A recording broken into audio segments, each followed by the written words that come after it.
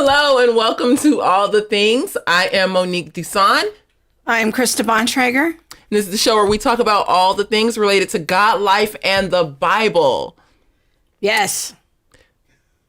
What? What? So before we get on, let's have a little round table, family. Before we get on, clean opening. Nice clean opening. Yes. So I said what I was supposed to say. What's going on with those earrings? Oh, hey, yeah. So these earrings were a gift from the one and only Miss Laura Hartley. They are awesome. This is our logo on them. I think they are awesome. She made those? She made them with her own hands. I said yes and amen because they go with my lipstick. Yes. Yes. Well, okay. Speaking of Laura Hartley, she's one of our moderators tonight. Yes, she is, along with Alicia Moss. Awesome. Thank you so much. Everyone's checking in there on YouTube and Facebook. Let us know you're watching. Let us know where. It's fun to see where it's snowing. Monique's dreaming of snow, wishing it was colder. No. Monique does not like anything cold. If it's not at least 77, I am uncomfortable. Yes. We have people on Facebook checking in from, San Diego, of course, Miss Allison. San Ramon, North Carolina, Portland, Oregon. All right. Richmond. Oh, no, not Richmond. Sorry. Redmond, Washington. All right. Yes. Sierra Vista, Arizona. So, hey, y'all. Helping us on the show tonight and every week is the one, the only, the world famous Bob Bontrager. Yes. Professional. We thank Bob for all that he does for us every single day. And, I'm going to take a little moment to have a Bob plug. If you have not ordered our curriculum that's coming out soon, you should run, not right now, as soon as our show is over, run and order the curriculum at Center for Biblical Unity /reconciled, because it comes with 6 videos. And they're not necessarily long teachings, but they are they're shorter teachings, but they're very well produced videos.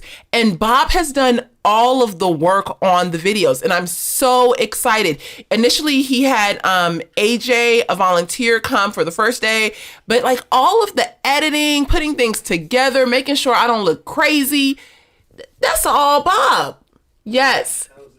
So I am so thankful for him and his many, many talents. Now it's audience participation time in the show. Ladies and gentlemen, please hit the thumbs up wherever you are. Click on share the show. Help support the show. You want to know why? Because today I went on YouTube so that I could log in and start chatting in the chat. And I had been unsubscribed. How did they unsubscribe me from a channel I own? Oh, yes, I had been unsubscribed. So make sure that you are subscribed. Even if you think you're subscribed, go look, because sometimes YouTube likes to assist you and make that decision for you. Yes, because truly you do not own what you think you own in YouTube land. The show is brought to you tonight by the Center for Biblical Unity. Whoop, whoop. Theology Mom Podcast. Whoop, whoop. And Family 210. What's our design of the week? Oh, joy. That's the design inspired by Laura Hartley. Yes. It's the Laura Hartley show. Well, that's awesome. We have her shirt and her earrings. So go. And I have that hat. I love that. Go check out the Family 210 clothing on teespring.com. $5 of every purchase goes directly to our family, helps put food on our table, and lets us know that you appreciate this content and all that Bob does to sew into helping us put all this together. Yep. All right. Now, we have had quite a week this week. Oh, my word. This week has been crazy. And if you don't know what I'm talking about, I am specifically talking about the Daunte Wright shooting that happened last Sunday in Beverly Center, Minnesota. Yes, Minnesota. Yes. Yeah. Sorry. Near Minneapolis. Yes, yeah. I was going to use Minneapolis as the state, and I was like, that's not correct. So Beverly Center, Minnesota, and people, of course, as people do, have gathered onto their sides, and I feel like social media is going crazy, and, you know, it was racist. No, it wasn't racist, and she intentionally did, and black bodies are, you know, just a threat, and so they have to get rid of them. That's what my newsfeed was. And then there was the other side of it. Yeah, that was my newsfeed, literally. What? Mm-hmm. That's the narrative? That was my newsfeed this week. She was intimidated simply because he was black? Yeah. Yes. Oh. And we can talk to Eric about that in a minute and all right. See if he hears that too. But that was completely my newsfeed. So we reached out that just shows you how the algorithms work. I haven't seen any of that. So it's like something about how I show up for the world on social media doesn't put those things in my feed. Well, maybe those aren't your friends. I don't know. Because I mean, don't take this the wrong way, but I have a lot of black friends.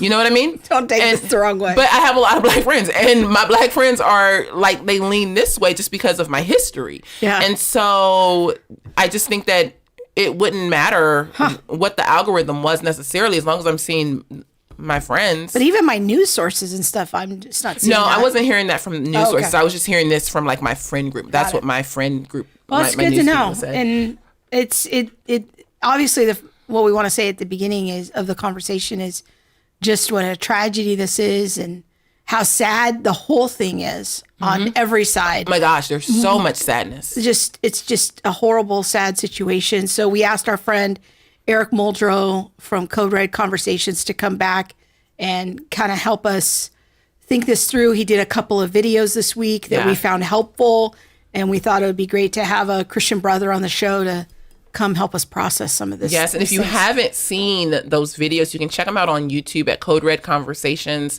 That's his YouTube channel. We'll also put them in the show notes because the way he thinks through it is just extremely helpful. Yeah. And he doesn't mix words. He is just real direct, and it's like, look, this is it. Like here's this. This is something for you to think about. He's not trying to like tell you have to think about it this way, but he just puts all of it on the table, and his background in law enforcement, I think, is just super helpful in all of it. So let's bring Eric on. Yeah. That's all right. There he is. Hello. Can you hear us? Oh, there you go. Now I can hear you. All right. Welcome back, Eric. Hey, thanks for having me. Thanks for being with us. You know what? Let's start. I know you were just here, but in February. Just a minute ago. Right? Like just a couple days ago. But for people who weren't, like, they haven't seen that show and they aren't familiar with your work, can you just tell us a little bit about yourself? Tell us a little bit about your credentials. Like, why are you the one to be speaking into this? I think you're the one, but let everybody else know. Well, thank you. Thank you very much. Seriously, though, I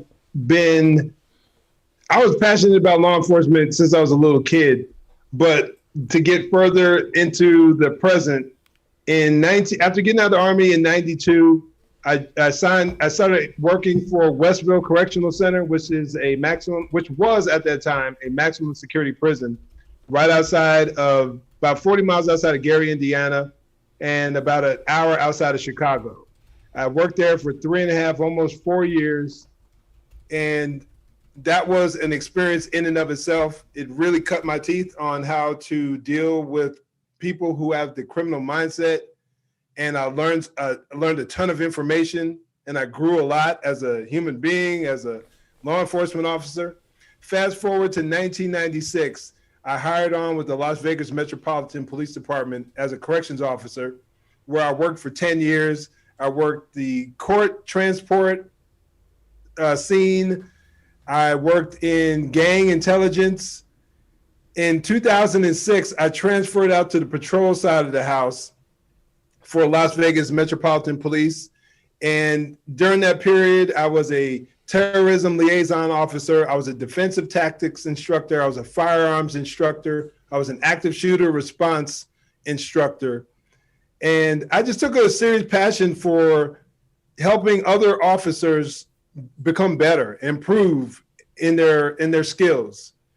Fast forward to 2014, I retired. And over the last few years, I just started speaking. Once I started seeing the cultural mindset becoming, what came across to me as becoming more and more questioning of law enforcement, or even anti-law enforcement in some circles, I just started using my experience and knowledge and started speaking into these issues. So in 2018, I started Code Red Conversations officially. Once again, like the lady showed, you can find me on YouTube and Facebook and Instagram, where I talk about the popular cultural issues related to law enforcement, whether it's a good shooting or a bad shooting or a questionable one. I use my experience and I try to help other officers improve and learn and get better. But I would say my primary goal is to help inform the average everyday citizen so they can better understand what a police officer goes through, what their decision-making process is, and to show them that not in every situation, or in the situations that may come across as looking bad, not all of them are truly bad. There are a lot of nuances in law enforcement that the average everyday citizen who just doesn't have that experience or knowledge isn't aware of. So I just take my platform and I try to open up an avenue of communication to help explain things from a law enforcement perspective. And I personally appreciate that perspective. Now, you said you do this for like the average person. You know, I was stalking you, I'm not gonna lie, but I was on your page and someone wrote in and they were like, you know, now we have all these armchair quarterbacks. So basically, armchair cops. That's exactly what it is. They're armchair cops. They're people who have never spent a day in the field, in the force, never had to, you know, pull someone over or have their life threatened. And they're now trying to tell people who wear this uniform every day how they should be policing. What as a lay person, you know, and for our viewers who may not be in law enforcement, what are some of the things that we should be considering when we first hear about an officer-involved shooting? Oh, that's an excellent question. I would say the first thing that is almost never considered or thought of is to, and I know it's a shocking concept, but to wait for more information. If more people would do that, that would alleviate a lot of embarrassment.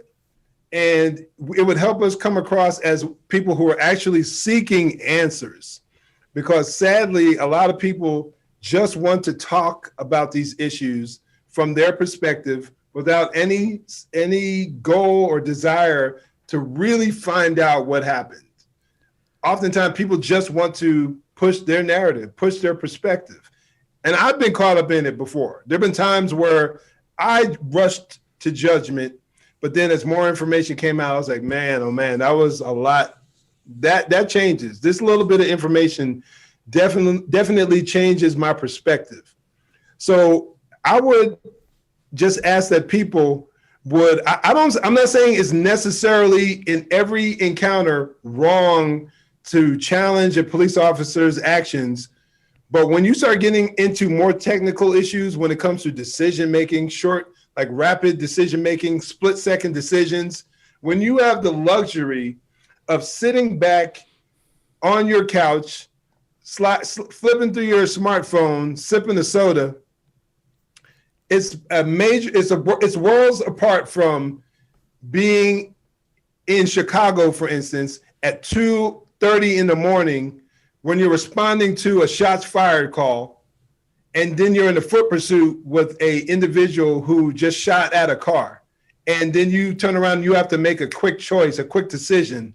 That is worlds difference. And that's where I caution, I really want to warn people to be careful in assuming or telling an officer what they should have done. Because I guarantee you, if you were ever in that position and you actually had to experience something like that, and I've been in similar situations where I've actually had those experiences. It totally changes your perspective on things. It should, if you are at least seeking to be a rational person. I think That's really good. What were you going to say? I was like, hark, you mean we should wait for evidence like the Bible says? What? Shocking concept. I know. Yeah, that was what I was going to say too, is that, just to add to that from a biblical perspective, God calls his people to weigh evidence, to have multiple witnesses, to be slow to speak. Now, I know that the culture is telling us, silence is violence and you must speak up and you must speak out. And if you don't do it in the first hour, like you don't care about justice. Like there's all of these kind of cultural voices coming at us. But we who are people of the book, we are people of scripture. We want to be guided by God's wisdom. And his wisdom is that he wants his people to be people who weigh out evidence impartially, and that we have multiple witnesses. And so in the age of social media, instantaneous around the world broadcasting, we have to stand back and be circumspect about it from as Christians. That doesn't mean we don't care. That doesn't mean we don't pray for people. That doesn't mean that, we just disconnect dispassionately. But we don't necessarily need to go on social media and start calling out the police in the first 10 minutes. We need to be informed. Yeah. And not rushing to judgment. Now, I don't know. Can I comment on that? Yeah, go please ahead. do. I know he's been on your show before, Edwin Ramirez. I'm pretty sure Edwin's been on. Yeah, your show that's my before. cousin. Yeah. Yeah, that's my brother right there. He had a video where he discussed that issue, and he talked about and we know, because we're in social media and we're trying to build our platform and things like that, and we know how it is, how the hot topic, you want to be one of the first ones to comment on certain topics because it helps you get reach. It helps YouTube. It works with the YouTube algorithm, and they're more likely to share your content because it's a hot topic. But from a biblical perspective, and I get it, and I want to be top. Sometimes I want to be the main one discussing certain issues. But if I do that, the danger is if I do that from a position where I don't know any details, I have very little information, but yet I'm chiming in as to what is fact and what isn't. We put ourselves in such a dangerous position and situation because we can be misleading people unknowingly. And for some, it may not really even matter, but if we're believers and we're truly seeking the mind of Christ and seeking to be Christ-like, we should definitely try to stray far away from that. Amen. That concept. Our friend Jeremy on YouTube, he lives in Chicago. He says, I learned my lesson about waiting because of the Covington kids incident. That was the last straw for me, and so but it is tempting, especially when you have a platform. You want to if I jump on this and have a hot take, it'll help my algorithms. But as Christians, we should be guided by Christ first. Mm-hmm. And so we want to wait and be informed. So, yeah. Now, there were 2 incidents that were released this week. One happened this week. It happened on Sunday. The other one happened a couple weeks ago. The first one, the one that happened actually this week was Daunte Wright. I believe he was 20 years old. Yes. And he was killed in Beverly Center, Minnesota. And then the second one, Brooklyn Center. Brooklyn Center. Thank you. Yes, he was killed in Brooklyn Center, Minnesota. And he was killed by the white female officer. 13-year-old, though, in Chicago, Adam Toledo was killed by a white male officer a couple of weeks ago. Now, we do have questions in the chat about the Adam incident, but the incident that we want to focus on, because it was right here, and yeah, there's just been a lot of talk about it, more so to me recently, is the one with Daunte. Can you walk us through a bit of what happened, at least according to what we know publicly? Yes. Well, we know there was the public narrative, and that was that Daunte got pulled over because he had air fresheners hanging from his rearview mirror. But what we ultimately found out was that he got stopped because he had expired tags, if I'm not mistaken. Excuse me. And during that process, when they're running his information, the officers found out that he had a warrant. And from what I'm hearing nowadays, it wasn't a gross misdemeanor. I heard he had a felony warrant where he actually, this is the last bit of information I heard. And I'm not sure if it's been 100% confirmed, but what I heard from a couple of news outlets was that he held a woman at gunpoint and attempted to rob her. So he had a warrant out for his arrest for that. And there was also his criminal history where he had a record of fleeing from the police and resisting. So when the officers approached him, they asked him out of the vehicle. They attempted to handcuff him. He decided to resist. And jumped back into his car to take off. The one former officer, Kim Potter, who was a field training officer, had 26 years of experience, thought she was pulling out her taser, but actually pulled out her handgun and ended up shooting him. And he ultimately ended up dying. Man, and there are so many questions we'll get into because I know they're coming in the chat, like how could this have happened and things like that. But one of the main things that I'm seeing is that this was definitely, like, without any kind of doubt, a racist incident. In all that you've said right now, I don't hear that anything has been released that says it was a racist incident, but I don't know if you can speak to that. Like, have you seen anything that said, in evidence, this was definitely a racist incident? Or is it more just going down with the narrative of, like, police trying to pluck off black bodies or being intimidated by black bodies? White officer. Yeah, white officer on a black body. Okay. Yeah, it's pretty sad that we have devolved to that state where if there's ever any interaction between a white person and a black person, and the black person ends up being the one who's harmed, that it is automatically racist. I can imagine how anyone would feel if that script was flipped on them and people just made assumptions based on their gender, ethnicity, whatever it may be, how offended. If people said, oh, well, black people, they commit a lot of crime, so I'm assuming you're a criminal too, we would be offended, and justifiably so. But it has become so popular and acceptable to hate on white folks. Honestly, it truly irritates me. And because from what we know right now, we don't know of any evidence whatsoever that indicates that she was motivated from a ethnic perspective, that she sought to harm him because of his skin color. Because what they'll end up doing now, they've been able to try to finagle this whole white supremacy argument. And paint everything with such a broad brush that you don't even really need evidence, because they argue for implicit bias. It's under the surface. It's there. You can't really see it, but every now and then it pops its head up. That way they don't have to argue or justify anything. So this business about the air fresheners, let's talk about that first, right? Because that came from a report from when he called his mother on the phone.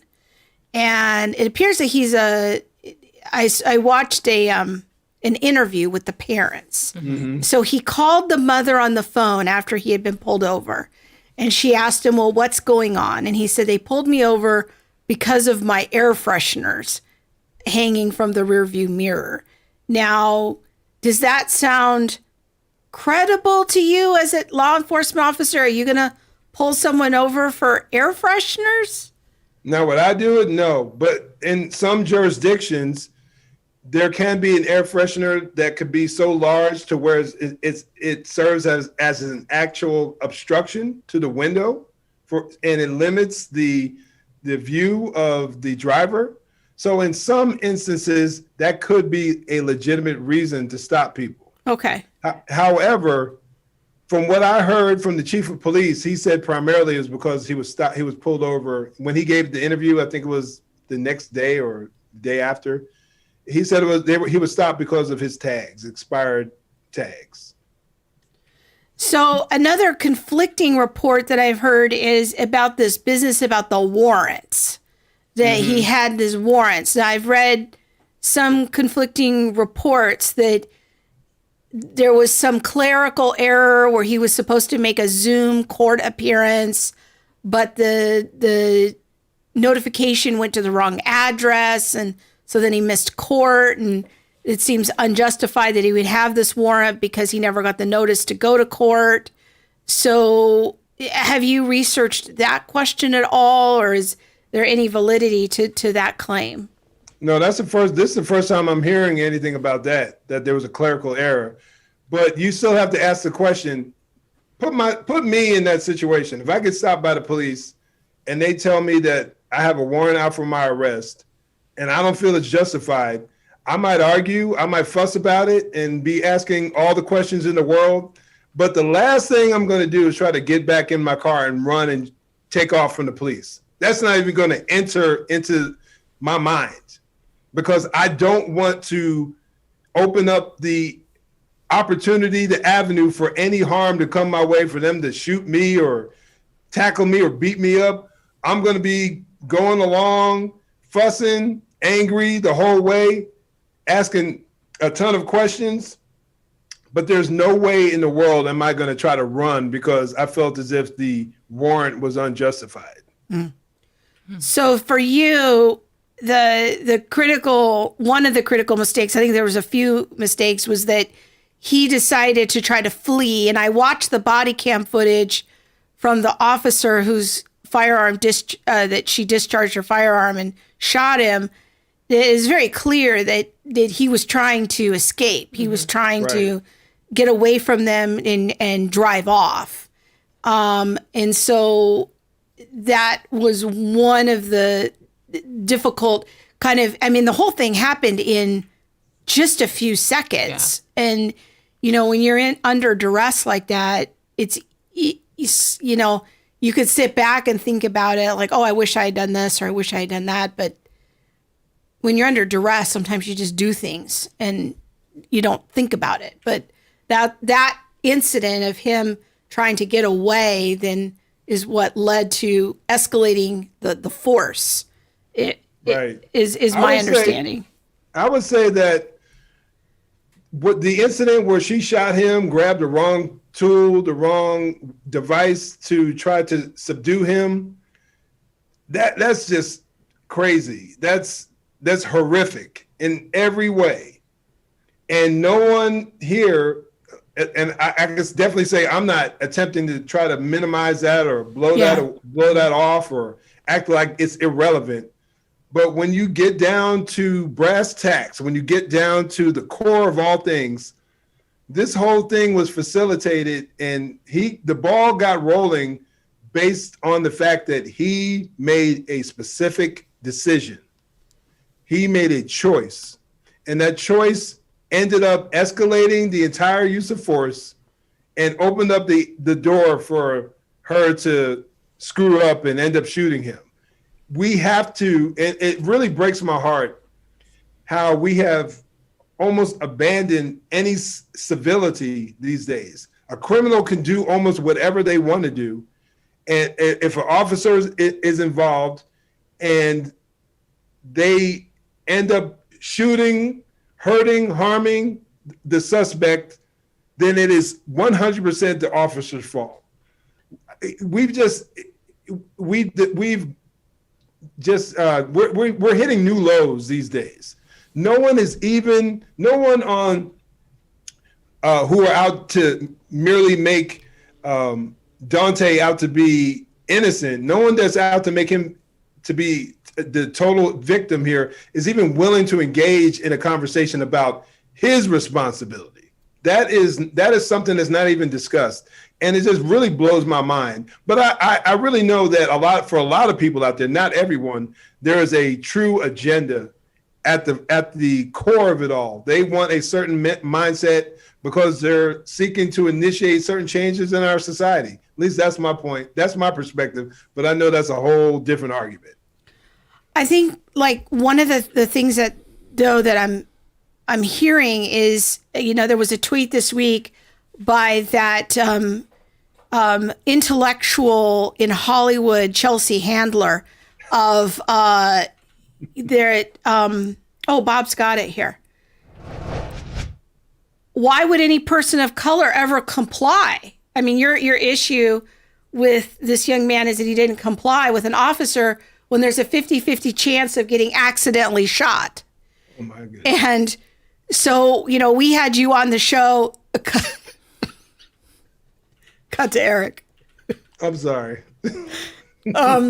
So, we this is the narrative that's in the culture. This tweet got retweeted tens of thousands of times.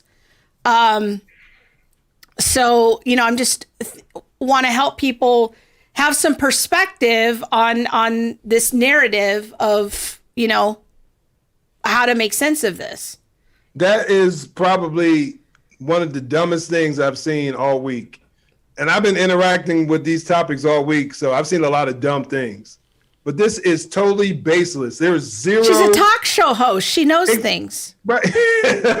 And so she thinks 50-50 shot of getting accidentally shot. Okay, so let's examine some numbers here. Can we please? How many shootings took place last year, regardless of whether they're justified or not? How many blacks got shot by the police? 50-50? Really? Chance? That is... When you look at the number of arrests, I'm not even sure what the exact number of arrests are. I know police make anywhere from 10 to 11 million arrests every single year. I don't know what the ethnic breakdown is on those arrests. Matter of fact, I'm probably going to check that out when we get done, just so I can have that in my head. And I'll probably do something in response to that brilliant tweet. But it just does not make any sense. There was someone in the neighborhood of 230 black men or black people that were shot last year by the police. I'm talking about whether it was unarmed or they were involved in criminal activity. It was like 230 some odd. So 50-50 chance. So you're telling me that there are only, 470 arrests of black folks last year? I mean, all I'm saying is just that they put these statements out there where when they have not investigated this information, I guarantee you she hasn't read anything on this topic for her to make such an ignorant and inflammatory statement. And that's the true danger.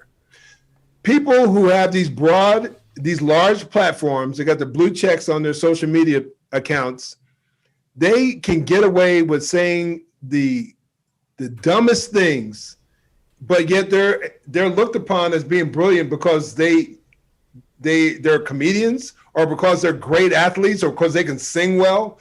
And all of a sudden they have all the information. And I remember Malcolm X talking about that back in the 60s. He was talking about how certain individuals were put in the forefront. I think he was talking about Lena Horne and maybe Harry Belafonte were put in the forefront as being black intellectuals. When he was like, all their claim to fame is that they could sing and they acted in a few movies. Our society, this modern society, is no better. If anything, it's probably even worse because you have people who are even less informed. At the very least, back then, there were actual, in my mindset, there were way more arguments and things you can point to within the culture that were actually factual as far as the way blacks were being oppressed. Nowadays, you have to exaggerate numbers. You have to come up with these insane ideologies that are rooted in false information in order to try to convince people that there is this massive oppression being put against blacks nowadays. And as long as you got people out there like that, we'll always have to deal with that and struggle with it. And I think what was helpful to me last time you were here, Eric, is just knowing like the sheer numbers of police interactions with people. That's in the millions. Absolutely. Every day there was a study done. I'm sorry to interrupt, Monique, if I did. I apologize for that.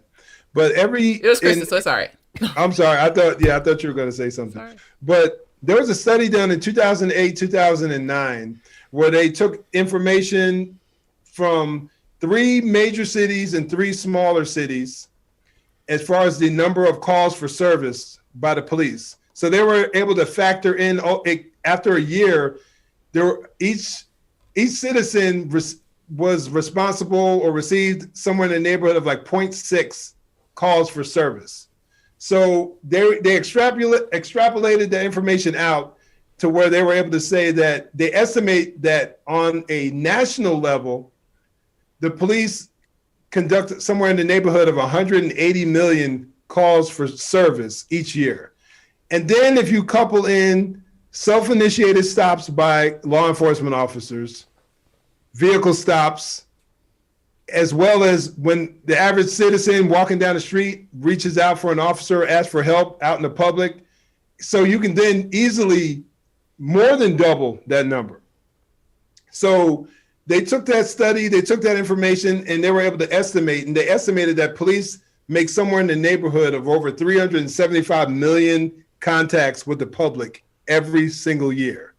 And I oftentimes share that information with people so that they can look at the number of shootings, unarmed, armed, however you want to look at it, where a crime took place or where a crime may not have taken place, and then examine that number of contact with all those people each and every year.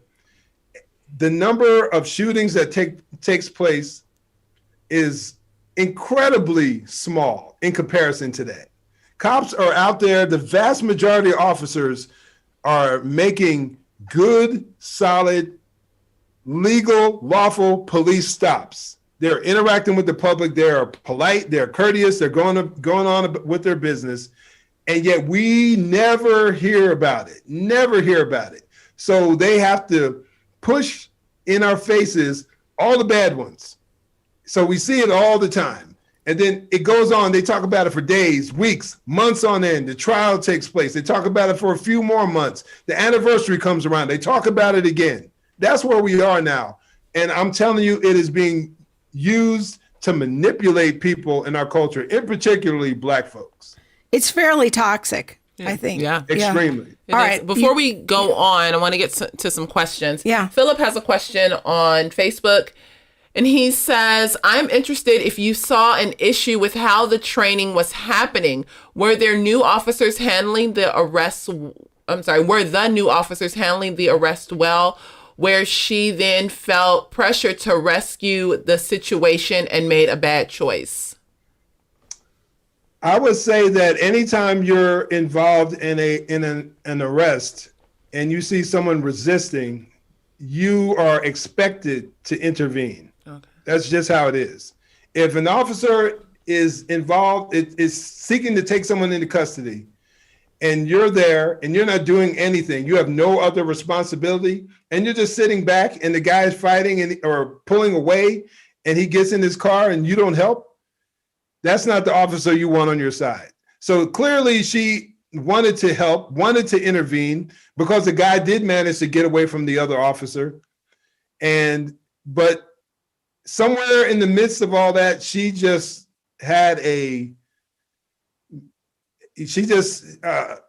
hope I don't offend anybody, but she had a massive brain fart and she screwed up. And I'm not trying to make light of it because it's not a funny issue, but there are studies out there. There's an organization known as the Force Science Institute, and they study police uses of force. And they said since 2018, since like 2000 to 2018, there were actually somewhere in the neighborhood of 18 times where someone was shot in a similar circumstance like the one that took place just a few days ago. So when you look at all the times officers pull their gun, pull their tasers, easily multiple tens of millions of times every single year, it's a rare occurrence, but it does happen. So they figured out, or they assumed that when it's all said and done, you can't always figure out the reason behind that, but they recommended, and it was the same thing that I initially said, was training is needed. More practice with your taser, because if you are a police officer, you're more likely to use your gun to practice with, to draw it. When you're in the academy, you spend days you going through firearms training. And you probably don't get nearly the same amount of training using your taser. So I think when it was all said and done, from what I hear, you were talking about a very small agency. I heard that there were somewhere they may have 50 officers on the force. I'm not sure how accurate that is. So how often do they come in contact with a resisting suspect? It could be the fact that although she had a lot of time on the department, she may not have been comfortable in a situation like that. And I'm not trying to make excuses for her. I'm just trying to think this through, because it does seem like a pretty odd incident to happen to someone with that much experience. You know, I read an article, and I do not remember the name of the article. If I can find it, I'll put it in the show notes. But we talked about it on our family meeting on Thursday. That it was sent by a law enforcement. Andy Mack.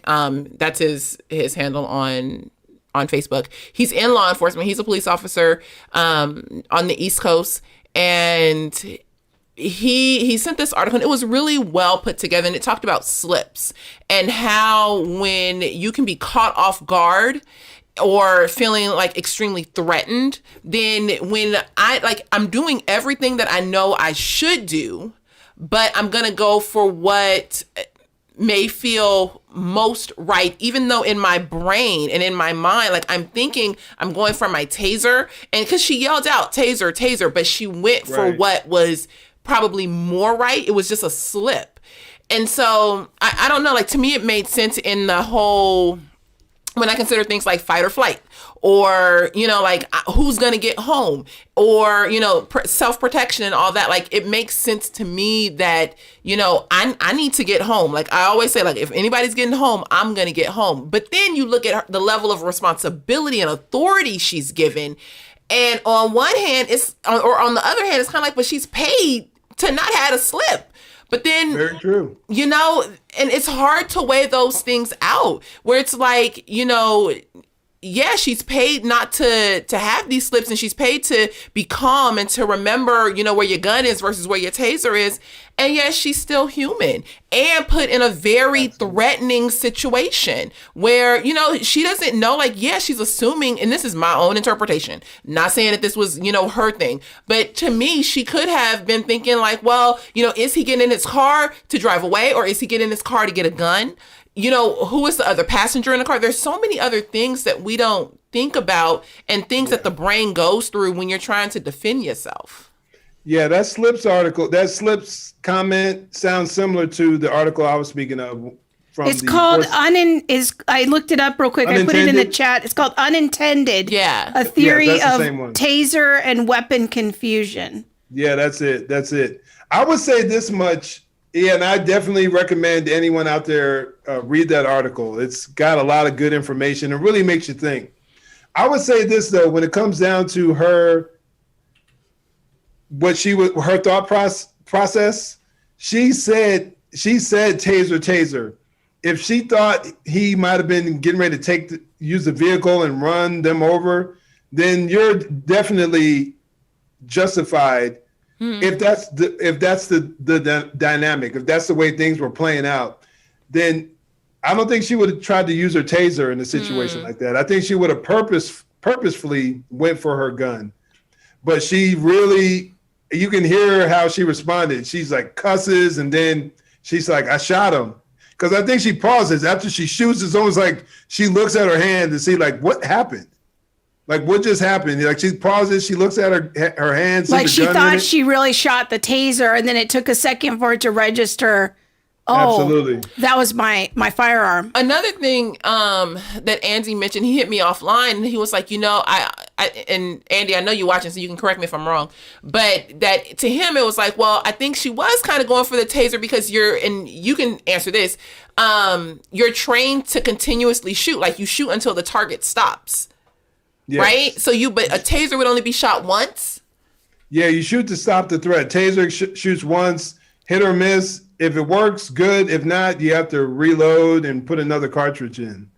So I'm of the mind, like I was saying just a few moments ago, I'm of the mindset where it seemed to me that she clearly wanted to stop him, but somewhere in the way, her brain just didn't work properly, and she ended up using lethal force on the guy. It's just a really tragic situation all the way around. It is. Because now she's being looked upon as a racist, a murderer. I mean, some people are even saying, well, she intentionally said taser, but had her gun because she's a racist. That to me requires so much forethought if you're watching the body cam footage. I mean, it's a few seconds. And it also means that other people know the motive of her heart. Yeah.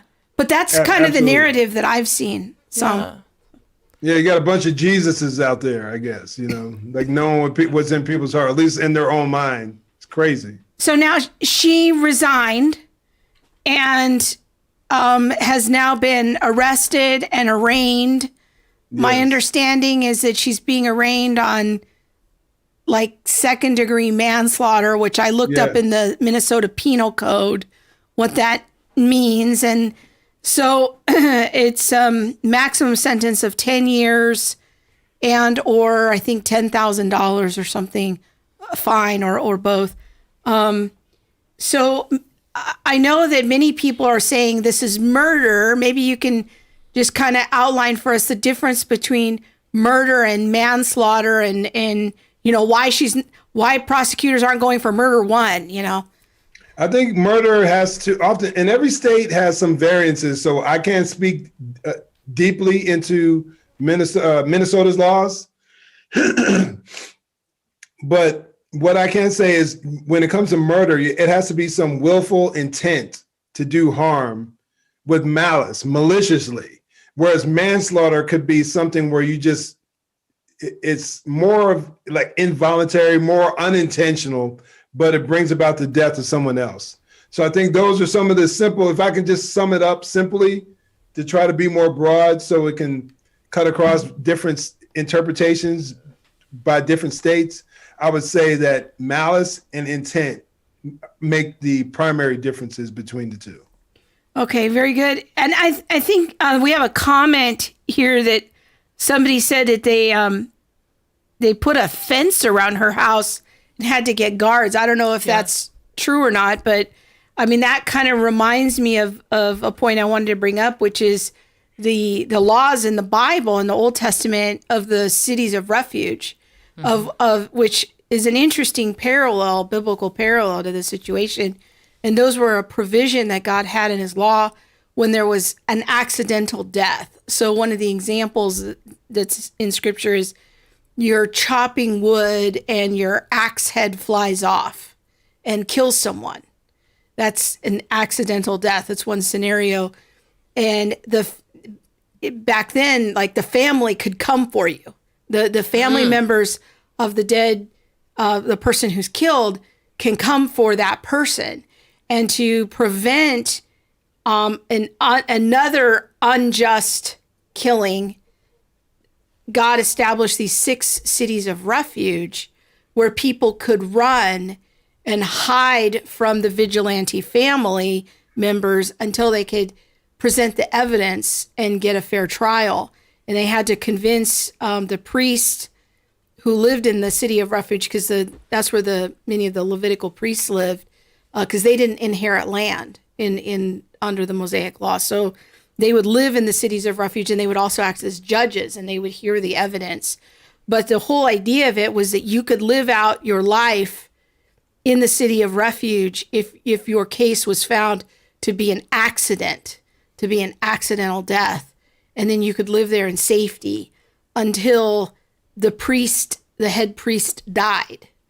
And when that head priest died, then you could leave the city, and you were supposed to have served your sentence, if you will, and you were free to go, and you could return to your home.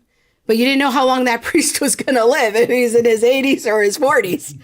And so, but the idea of it was that there was a payment for that death, but it wasn't the same payment as murder. Yes. Which was a capital crime, which was, a death penalty situation. So it's just interesting to me, that provision, even the Bible makes that distinction between manslaughter and murder. And so I think as Christians, we have to understand that in God's system of justice, in his mind, there's a difference. Not all deaths are the same. And so we don't want to get caught up with the mob of calling this a murder when it's most likely a clear accident, horrible accident. Yeah. And we grieve for and there will everybody be consequence for involved. the accident. Yeah. So, but too, it also makes me remember that the Lord also, because he is just,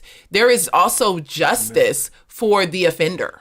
There's justice for the one who makes the mistake. It's not just some kind of, string them up or just let them go to the dogs and to the wolves, because they made a mistake. What were you going to say, Eric? No, it's kind of similar to what I was going to say. I'm pretty sure that crowd wasn't looking for biblical justice. They were looking for just straight wrath, and they were just looking to string these people up. I heard they even had to flee. They had to flee town or something along those lines. But those people are all about it's like the old torches and pitchforks from the 1700 Dracula movies or something like that, but they're coming for Dracula or Frankenstein, whatever. They have their assumption. They have it made up in their mind what was right, what was wrong, the intent of the individual. No trial needed. We know what your heart is because this society is inherently racist. So therefore, it had to have been racist. So you will pay accordingly. That's the way a lot of them think. Which is kind of the very thing that Scripture addresses. Yeah. And, that's not how Christians ought to proceed. And that brings me to a question I want to go to on YouTube from Kristen. She says, and I don't know if either of you have any thoughts on this, is why you can speak into it too. You got truth. Well, I don't know if I have any perspective on this. I don't have any lived experience. Why is the church, specifically African-American churches, not intervening and saying, we understand this is horrific and sad. How would Jesus want us to handle this rather than making this a race issue? How is this, how do you think that this is processed among Black clergy, Black Christians? I don't know if you have any thoughts about that. Oh, we both raised our eyebrow at the same time. You the guest. I'm gonna let you go first. You go ahead. Yeah, because I'm sure I'm gonna step on a few toes here, but I mean, goodness sakes, I'm running against the narrative on the regular these days. But I have to say that there's some, a lot, who think the exact same way. They go the ways of the culture. They don't necessarily, and of course this isn't all. I don't even know if I can say the majority, but I do know that there are many in the church proclaiming to be followers of Jesus who truly are not. And their worldview is not a biblical one. It is completely secular. I think back on a lot of my life, the way I thought, the way I lived. I profess to be born again and transformed and of God and one of his children. But I look back on it now, I lived as a false convert for the majority of my life. And I'm thankful for the grace of God to truly save me. But I'm not shocked when I look at the world and I look at the majority of churches, Black churches in particular, and I see them either remaining silent, the ones that don't agree with it, a lot of them, it's tough to speak out against the narrative these days. It's a difficult path to take because oftentimes in the Black community, if you don't toe the line, you are just ostracized almost completely. There are not many cultures in our nation where you have to vote a certain way and you have to believe certain things about white folks. But as a as a Black person here in America, you need to toe the line because there's a price to pay for that. And a lot of people aren't willing to do that for fear, for a variety of reasons. But I think fear is a big factor. What do you think, Monique? I wish I could just shrink back like that Homer Simpson meme. I could just go into the bush. All right. For the real, I think that I think you're right. And this is going to be a hard one. It's going to be a hard one. Please email Eric. I think that too often we do fear, and there is a narrative. Someone, and I think his name is Brian. I'm not sure. I don't see the comment anymore on YouTube, but he was like, the woke crowd wouldn't be mourning if a white person was killed by a black person. And I was like, dang, like you got to just write it in the comments like that. But it's real. Like that's true, Right. And so I think that we go with a certain narrative, and our churches and our communities are so enmeshed a lot of times that we don't thread those things out. Now, here's something else, and I can't go deep into this, but this is something I've been thinking about the last week or two, is Black liberation theology and James Cone. And how the Black liberation theology has a setup from its beginnings and underpinnings of Black people always needing to be liberated, always having this perception that they're oppressed and that white people are always the oppressors, that we are always fighting. And that mentality is very entrenched in a lot of Black churches, in my personal opinion. And so when I see the Black liberation theology being taught, even when it's mixed with some, right scripture and things like that, to me, the place for the Black preacher is on the protest line because of the theology. That he's in the right place.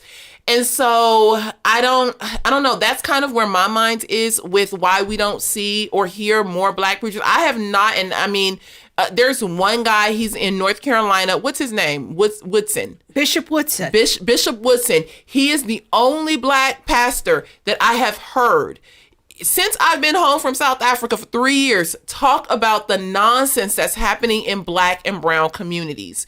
Only one. And I mean, we got some pretty prominent Black pastors out there. He speaks out against abortion, against out of wedlock babies. He speaks out against, a lot of things that you don't, it's kind of, you don't talk about them but too that much. Are specifically hindering the Black community. And so, Kristen, when you say, where are Black pastors? I'm not saying that. It was just Kristen. I didn't say Krista. Okay, I said Kristen. I believe it's Kristen. People don't write to me. It wasn't my question. When people ask, like, where are Black pastors? I have to sit on the side too and be like, I'm not sure. And I agree with you too. It's like, if I do speak out and say something, they're going to come and, burn my stuff down. Or, run me out of town and things like that. It's rough. There was I visited a family center that's pro-life center a couple of years ago to start volunteering. And they were looking for donations, and they go to different churches and they ask for people to donate and help them get funded. And I just had to ask them, I just popped in my head. I said, do you guys visit any Black churches? And she said, no. And I said, well, why not? And she said, because we tried and they just didn't want any part of it. And I was just like, I wasn't shocked, because at that time I was really digging deep into studying the impact of abortion on the Black community and how the church was often used, the Black church in particular, to help push these ideas, this whole Planned Parenthood concept. So I wasn't stunned at all. But you had someone who worked in that field. That's her day job. It works at a pro-life center. And she said the Black churches just do not want to get involved. So when you see a pastor who speaks out against these issues, you're seeing someone who's bold and who's passionate about the Word of God. And he doesn't really care what people think. Yeah, go check out Bishop Wooden. Boy, he doesn't care. He tells the Black young men in his church, pull up your pants, dress in a suit, work hard. He doesn't pull any punches. It's so sad that the idea of work hard and pull up your pants and take care of your kids, that's like something that has to be told, because there's a world out there that's telling you that that's really not that important. Yeah, it's really sad. It's demonstrates a sad state that we are as Black folks and as a nation in general. All right, Philip has a comment on CFBU Facebook. Bob's going to pull it up here. How would you compare the level of trust between citizens and patrol officers now versus 10 years ago? Is the culture of policing such that officers can do things that build trust?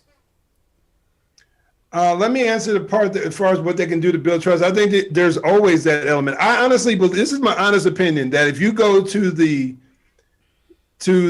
boot on the ground, as I like to say, the officer on the streets who's policing a specific community, he's interacting with the citizens, I think there's a good relationship there. I think what we're seeing now is a popular narrative being pushed forward by a specific group of people, but it doesn't actually relate to the average everyday citizen. There was a Gallup poll, I believe it was Gallup, that put it out last year that spoke on the Black perspective of law enforcement and whether they want them in their communities or not. And it was somewhere in the neighborhood of 80% said they want either the same amount of police or they want more police in their communities. And then once that came out, then this was just prior to the election, then the Democratic Party took a whole different stance on, instead of sitting back and being quiet while all the riots were going on, then they tried to speak out against it. But once they realized that there are people that the average citizen who's living in these communities really wants change. They want to be safe. They want to welcome and open their arms and bring in more law enforcement or the same amount of law enforcement. Once they realized that, they had to see things a little differently. I think that like I said, the average officer truly cares about his community. If you say going back 10 years ago, you're talking about 2011, you always have this natural tension between certain groups of people and law enforcement. It'll always be like that because that narrative has been pushed for a long time. And there's an element of truth to it. If we're honest, if we go into history and we look at how certain people were treated, Blacks, Hispanics in particular, in certain areas of this country over the years. And so there is a sore spot. There is a bad history there. But these days, it's become very easy to keep picking at that scab in order to exaggerate. Yeah, I said exaggerate an actual problem. Are there issues with police brutality? No question about it. Is it the number one issue impacting the Black community in our country? Absolutely not. I know that's unpopular to say, but the reality is that it just is not the issue that is being made into. So when we look at how things are nowadays compared to 10 years ago, man, we're in a totally different world. 10 years ago, there wasn't a conversation, not on any public scale, of abolishing or defunding the police. But now we hear that on a weekly basis. Yeah. Did you want to do another question?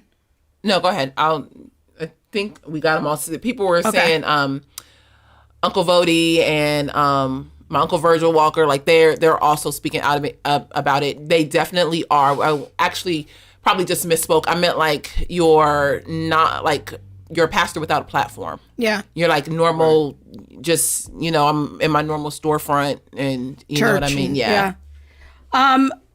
Question that I think I wanted to ask, and now I don't remember it. You got me all sidetracked. That's okay. Sorry. That's all right. No, it's good engagement coming. Oh yeah, about the defund the police. Now, I don't know I know you do a lot with statistics. Have you done any videos that we could refer people to on the whole defund the police thing and what the impact it has been so far in cities that have started to go down the defund the police path? And, do you have any thoughts about this idea of, well, maybe we do need social workers to come in and intervene. Maybe not every situation is a law enforcement situation. I'm just wondering if you've done any videos about those questions. Yeah, I have a video. I have two videos on BLM, and there's one that says BLM and defund. I think it's examining BLM. It says defunding the police. It's about 24 minutes long. In that video, I go into a lot of detail as to the mindset of defunding the police from BLM's perspective, and they talk about what it means. So, and I go point by point. I let the lady talk, and then I interact. And there's some areas that I totally agree with. Police officers are given a tremendous amount of responsibility, and some things start to step outside of the realm of law enforcement. There are jobs that it would be cool if someone else took over. But if you're talking about a domestic violence call, sending a social worker as opposed to a police officer, you're asking for a bloodbath. If you're talking about certain mental health calls, I think the thing it should be is you have like you do with medical, on your typical medical calls, or not typical medical calls. Let's say there is a person who is suicidal, and you have a patrol officer arrive on scene in order to make sure everything's safe. He's not trying to shoot himself or doesn't have a knife against his throat. You bring an officer in there who can kind of make sure everything's safe. And once that's determined, then you bring in medical. They can transport the guy to the proper mental health facility, the right hospital, so they can get the treatment that they need.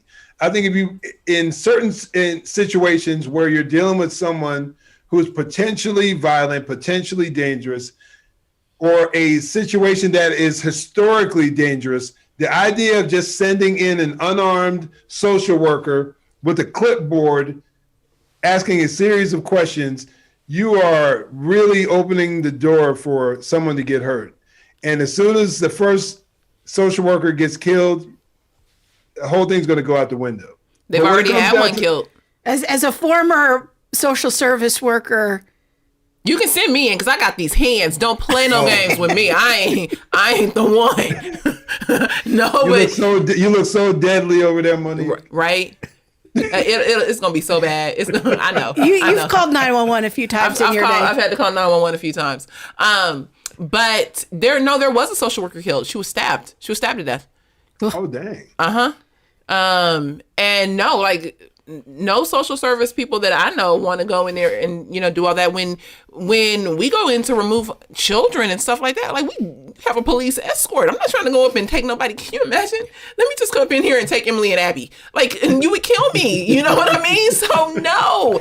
People, we need police and social service officers or social service workers aren't trained for that. Like, we can be trained to de-escalate. We can be trained to assess. We can do all kind of psychosocials and all that. But when it come down to it, I don't necessarily want to break my nail. That's that person over there. They got the baton for that.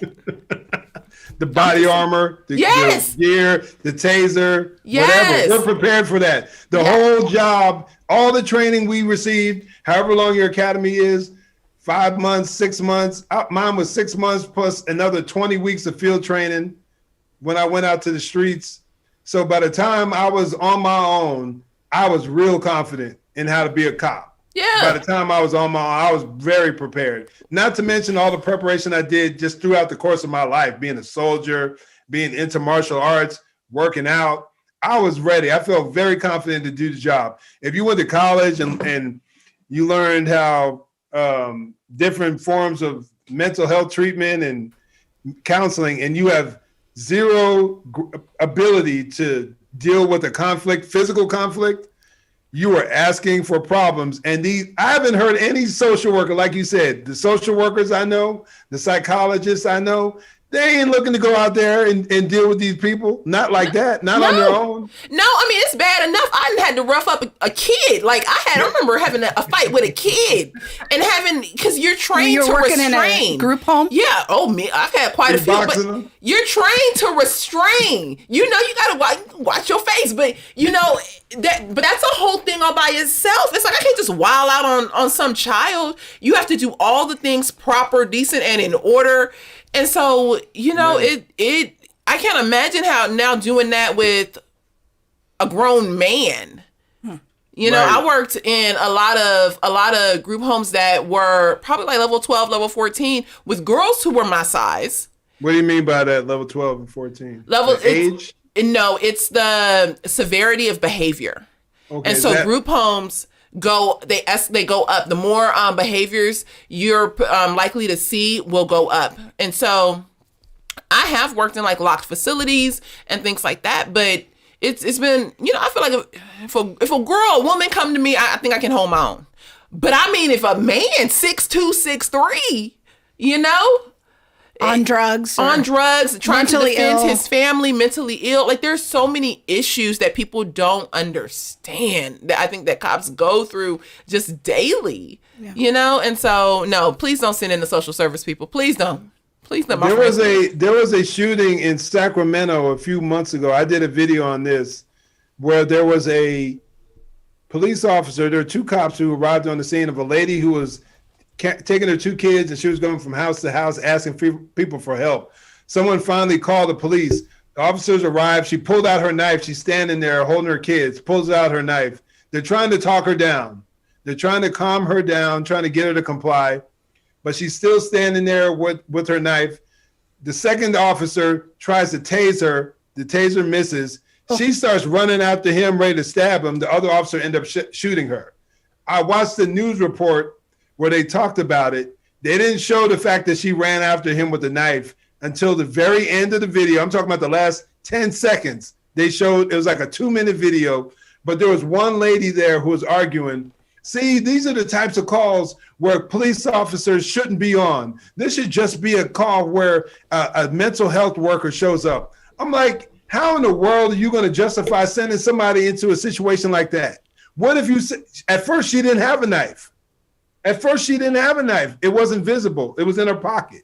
But as soon as things went sideways, she reached in and she pulled it out. So again, you would have another situation like the one you're talking about where the social worker was stabbed to death. You're going to have that happen more and more. And then they're going to be trying to backtrack and not be held accountable for these foolish, ignorant ideas. Like you were asking me earlier, Krista, there are so many places across the country, almost every place that talked about defunding the police has backtracked. And now they're asking for funds so they can hire newer officers. It's totally ridiculous. See, people do not think these things through. So it sounds like what both of you are saying is like you can see some scenarios where mental health workers, social workers could be helpful adjuncts, but not substitutes for law enforcement personnel. To me, it can make some sense. Once a person has been, checked out and like that, they don't have a weapon, like if there's sometimes de-escalation and things like that. But a lot of times when drugs and things like that are part of all that makeup, people need to come down and you just need to sit down for a second. Yeah. And then have some kind of talk time. But yeah, I'm just going to leave it there. All right, we're going to say goodbye to Eric. We could keep chopping it up all night, but this is the third interview he's done today, so we want to say thank you to him. Yes, and thank you for just doing this, for helping people to think through it. Yeah. So Code Red Conversations, go follow him. Check out his content. Make sure you're subscribed, even if you thought you subscribed already. Yes, because, please. YouTube sometimes likes to help you with that. And go follow some sane and biblical wisdom on law enforcement conversations. Thank you, Eric. We appreciate it very much. You're welcome, ladies. Have a good one. Thanks. Right, bye. Take care. Bye. All right. Yeah, no, don't. Oh, I was going to ask him if that was Thanos in the background, but it was, Jeremy. I could see it. It's not Thanos? Oh, you made me out to be a lie. And I thought you was gone. Well, you see how people do you? Well, isn't it Thanos in the back? I got the Hulk, 2 Hulks. Oh. And I got Kratos from the video game God of War. Okay. Jeremy, you heard that? Sorry, I didn't mean to go out and be lying like that. I sure will though. Y'all pray for me. Pray for me. I'm a work in progress. All right, now we know the superheroes. Bye.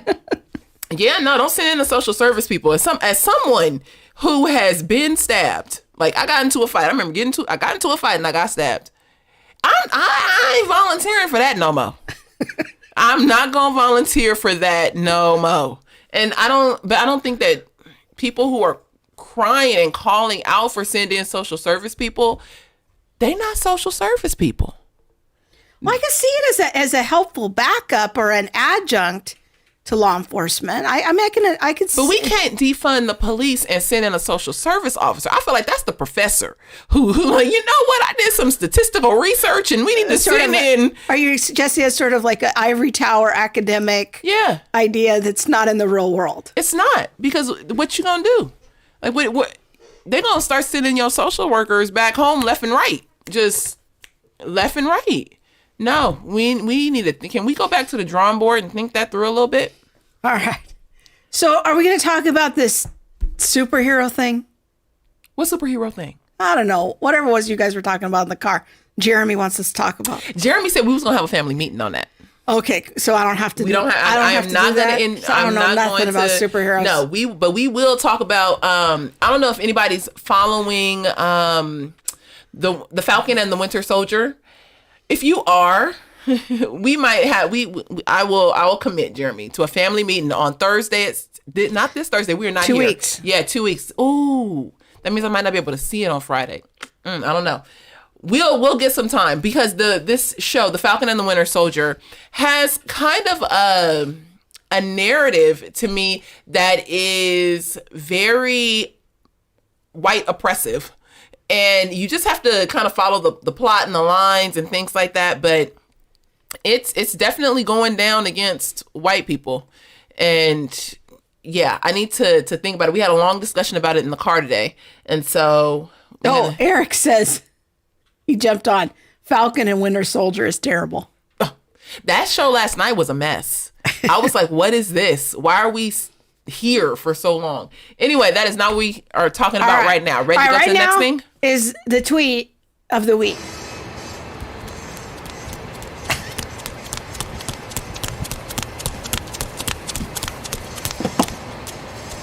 It's the tweet of the week. Hey!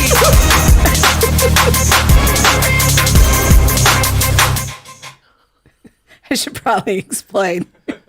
When Abby was 10, she went through a puppet making phase. That was one of her puppets that she made. She has a lot of them. I love the puppets. I think that's my favorite tweet of the week intro. Abby's puppet. Yes. I forget what that one's name was, though. She would remember if she were here. Now she's all grown up and has a job on Saturday nights. All right. So here's the tweet. Samsei, Daunte Wright is made in the image of God. The police officer who seemingly accidentally killed him is also made in the image of God. Therefore, their creator, not Black Lives Matter or the media, sets the standard of how I should love them both. And he commands impartiality. That's a good one. I thought that was a great tweet, just to sort of summarize, some kind of a theological perspective on what we're talking about tonight. That both are created in the image of God. Just a terrible situation. We mourn the loss of any lost life in this type of a situation, which seems to be an accidental death. But that there's also justice available for the police officer. Mm-hmm.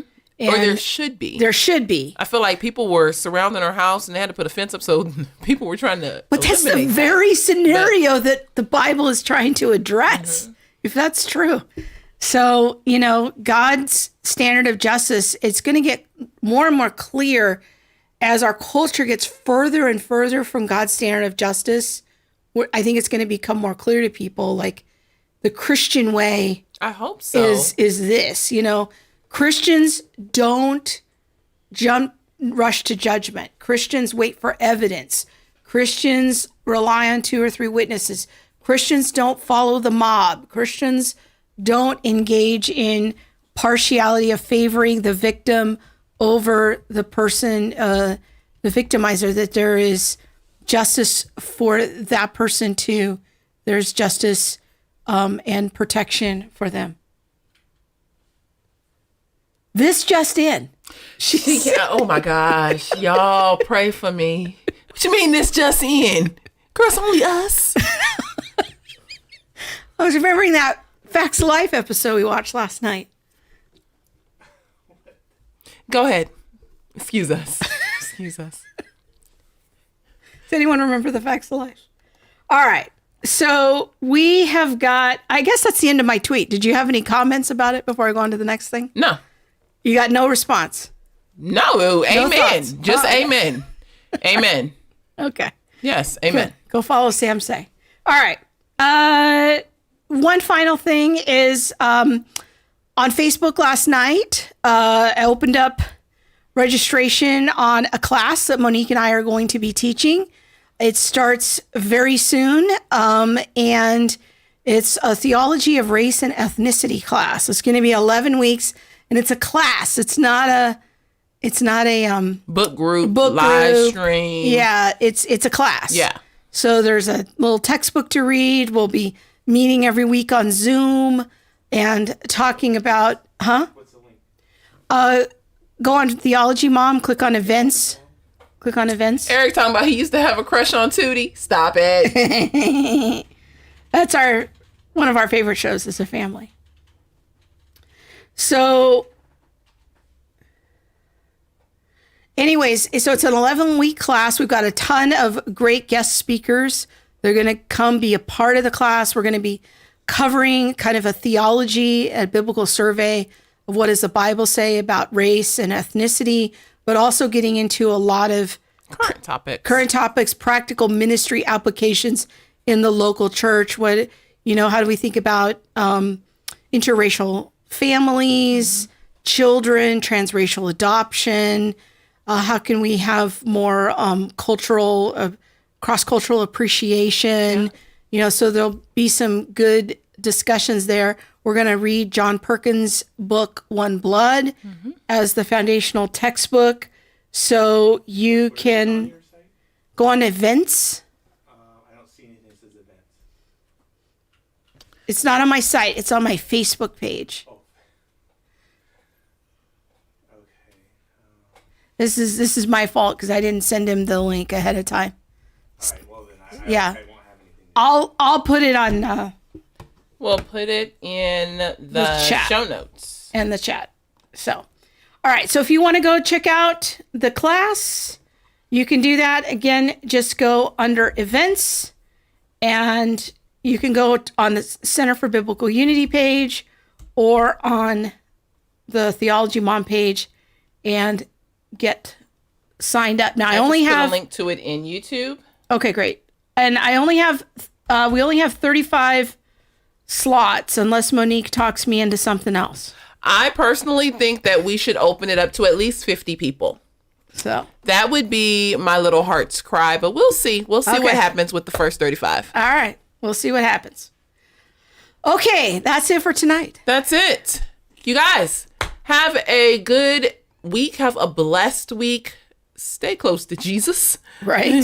Right. Stay close to Jesus. And remember that you have a light that is shining and that, the world is watching. So shine your light. That's a good word. Shine your light. I got to remember that one for days when I'm in Costco. Preaching to myself. We know it's rough out there, but we hope that you're finding some camaraderie and family here through the ministry and that you are finding some other like-minded people. We encourage you to jump on our social media, join a book group, join the class, tune into a family meeting, but find some fellowship in your life so that you could find some like-minded Christians to take a stand with you for the historic Christian faith. And this is what God has prepared us to do. Yeah. So it is. All right, you guys. See you next week. good night and God bless.